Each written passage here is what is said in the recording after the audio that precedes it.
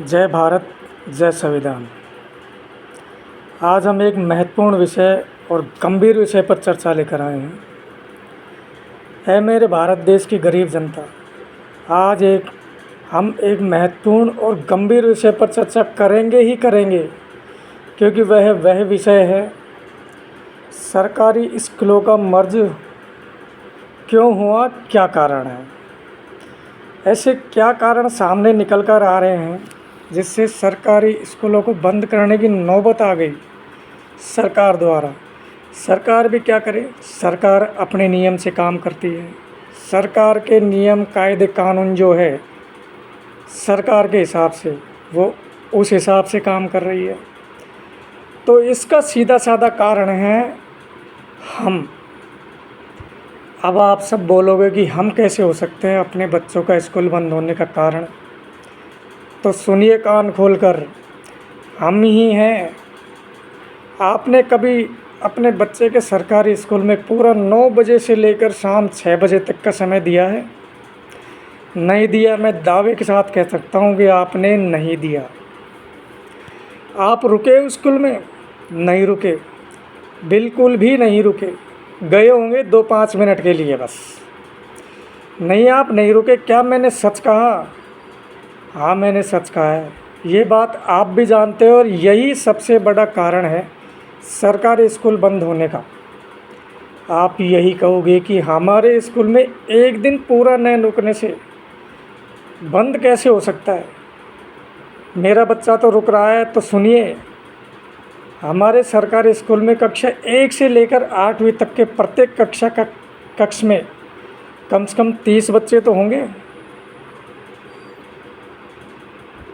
30 बच्चों के 30 अभिभावक होते हैं। चलो ठीक है, कम कर लेते हैं, हम मिनिमम रेशो करते हैं। अगर नहीं तो 15 तो होंगे। तो मुझे एक बात बताइए, 15 बच्चे तो 15 अभिभावक हो गए। महीने में 30 दिन होते हैं। अगर 15 अभिभावक एक दिन छोड़कर दूसरे दिन सुबह 9 बजे से लेकर शाम 5 बजे भी अगर रुक जाता है स्कूल में, तो प्रत्येक अभिभावक का पूरे महीने में 2 दिन का ही तो छुट्टी होगी। आप बताइए, अगर प्रत्येक अभिभावक अपने बच्चों के लिए 2 दिन का समय नहीं दे सकता क्या है? अपने बच्चे के भविष्य के लिए 2 दिन का समय नहीं दे सकता कोई भी अभिभावक? 2 दिन में आप भूखे नहीं मर जाओगे। 2 दिन में वो भूखा पेट रह जाएगा क्या? अब आप बोलोगे कि वहाँ रुक रुक के क्या होगा भाई, क्या करूँगा मैं वहाँ रुक के? तो सुनो कान खोलकर, किसी बाहरी व्यक्ति को स्कूल में जैसे ही पत्रकार हो, आम व्यक्तियों को जाना हो, तो उसे अनुमति लेनी पड़ती है। उसे स्कूल के अंदर जाने के लिए, प्रवेश करने के लिए उसे अनुमति लेनी पड़ती है। लेकिन आपको अनुमति की आवश्यकता नहीं है, क्योंकि आपका बच्चा वहाँ पर पढ़ता है। आप अभिभावक हैं उस बच्चे के। आपको कोई भी स्कूल का कर्मचारी मना नहीं कर सकता कि स्कूल का परीक्षण आप नहीं करेंगे। और आपको अगर पता नहीं है तो आपको वहाँ रुककर क्या करना है, तो मैं आपको बता देता हूँ। आपको वहाँ पर रुककर क्या करना है, क्या देखना है। आपको वहाँ पर यह देखना है कि सभी सरकारी अध्यापक सही समय पर स्कूल आते हैं कि नहीं आते हैं। और अगर सही समय पर स्कूल आते हैं तो किन्हीं कारणों से, अपने निजी कारणों से कहीं रजिस्टर में साइन करके वापस तो नहीं चले जाते हैं। क्लासरूम में सही समय पर जा तो रहे हैं। अगर सही समय पर जा रहे हैं तो बच्चों को क्या पढ़ा रहे हैं? कई क्लासरूम में बैठकर सोशल मीडिया तो नहीं देख रहे हैं, अपने निजी काम तो नहीं कर रहा है, खाली पढ़ा कर ही तो नहीं बैठा है। बच्चों को क्या पढ़ाया है, क्या समझाया, यह भी समझाया है कि नहीं समझाया। आपके पूरे दिन में आपको यह भी पता करना है कि टॉयलेट साफ़ है कि नहीं है, सरकारी स्कूल के भवन की क्या हालत है, सही है या जर्जर हो चुका है, सरकारी स्कूलों में बच्चों के पानी की व्यवस्था साफ़ है या नहीं है। पुस्तकालय ठीक है कि नहीं है। अब आप बोलोगे कि सब मेरे देखने से क्या होगा, तो सुनिए, आप जो परीक्षण कर रहे हैं उसका वीडियो बनाइए।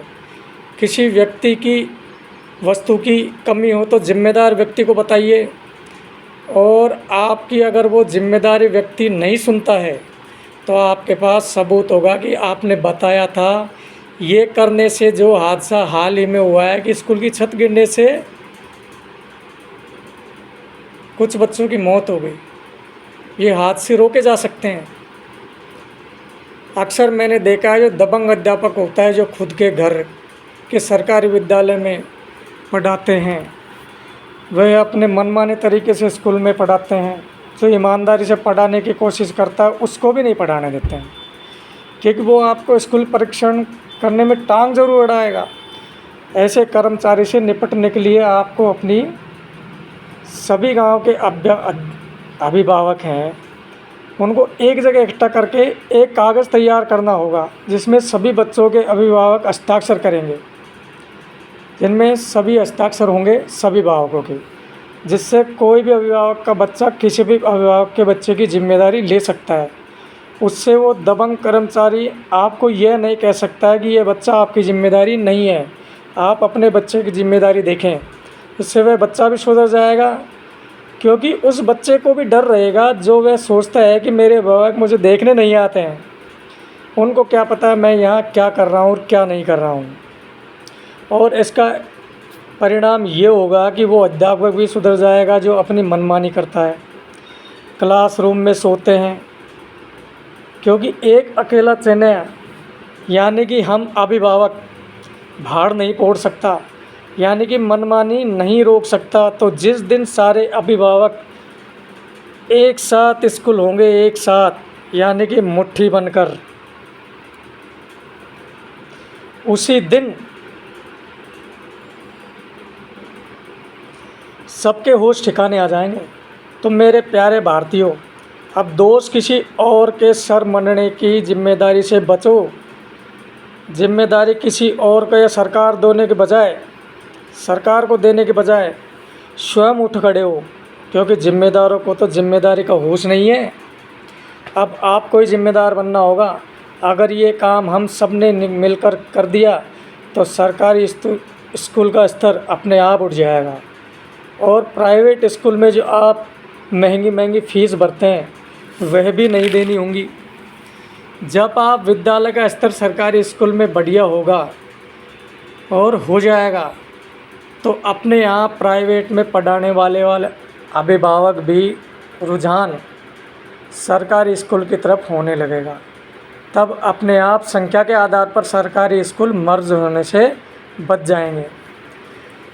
और मैं एक बात स्पष्ट रूप से कह देना चाहता हूँ, जो अभिभावक अपने बच्चे के लिए महीने का 2 दिन स्कूल को नहीं दे सकता, उससे बड़ा मूर्ख और पागल कोई नहीं है। इससे तो बाबा बागेश्वर भारत के लोगों को पागल कहता है। वह सच कहता है। आज जो छत गिरने से आपका हमारा बच्चा मरा है, उसके लिए रोने चिल्लाने की ज़रूरत नहीं होती। अगर ये मानदंड प्रत्येक अभिभावक अपने बच्चों के लिए और सरकारी स्कूल के लिए बना ले तो हमें किसी भी प्रकार के आंदोलन करने की ज़रूरत नहीं पड़ेगी। आज जो चीख रहे, चिल्ला रहे, रो रहे हैं ना, हमारा बच्चा मर गया, छत गिर गई है, आप अगर उसी टाइम पर ये कम्युनिटी बनाकर अपनी जिम्मेदारी अपने बच्चों के प्रति ले लेते किसी भी स्कूल की सरकार की तरफ से, तो आपको ये दिन देखने की ज़रूरत नहीं पड़ती। तो मेरे भारतीयों, जागो, अब जिम्मेदारी आपको ही लेनी पड़ेगी और कोई आपकी जिम्मेदारी नहीं लेगा। अपने बच्चों का भविष्य अगर बनाना है तो आपको ही जिम्मेदारी लेनी पड़ेगी और किसी को जिम्मेदारी नहीं होगी। याद रखना मेरी ये बात। कल जो भारत के अनेक क्षेत्रों में हो रहा है, कल आपके क्षेत्र में भी होगा, और उस दिन आप मेरी बात को याद करेंगे, रोएंगे, पछताएंगे कि मैंने ये वीडियो बनाया था। अगर आपको ये वीडियो और मेरे विचार और पद्धति अच्छी लगी हो तो इसको शेयर करना प्रत्येक जन तक, जो मेरे भारत देश का गरीब है, जो जिसके बच्चे मर गए, जिम्मेदार नेता जिम्मेदार नहीं है, उनको बताने की कोशिश कर रहा हूँ मैं। याद रखना, मेरी आंखों में आंसू आवे दोस्तों, लेकिन आप अपनी आंखों में आंसू कभी मत लाना, अपने बच्चों के लिए जिम्मेदार बनो।